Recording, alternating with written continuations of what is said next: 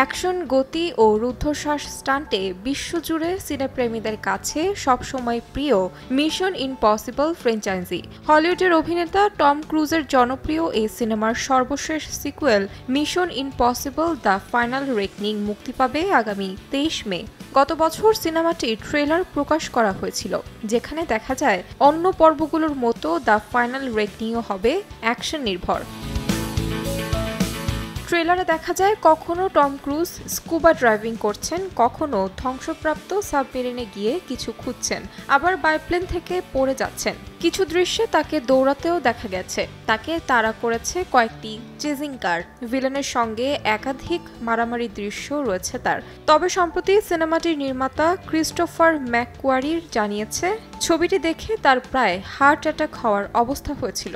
তিনি বলেন, আমরা ছোট একটা প্রদর্শনী করেছিলাম, পুরো সময় আমার দম বন্ধ অবস্থা হয়েছিল, প্রায় হার্ট অ্যাটাক হওয়ার মতো। এই অবস্থাকে অবশ্য ইতিবাচকভাবেই দেখছেন নির্মাতা।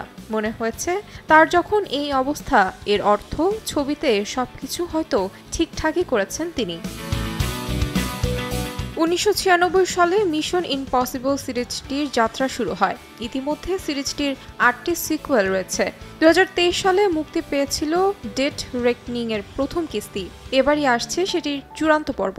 এবারও ইথান হান্টের চরিত্রে হাজির হবেন টম ক্রুজ। তাকে দেখা যাবে ভয়ঙ্কর এক শত্রুর মুখোমুখি হতে। তাহমিনা তন্নি, সময় সংবাদ।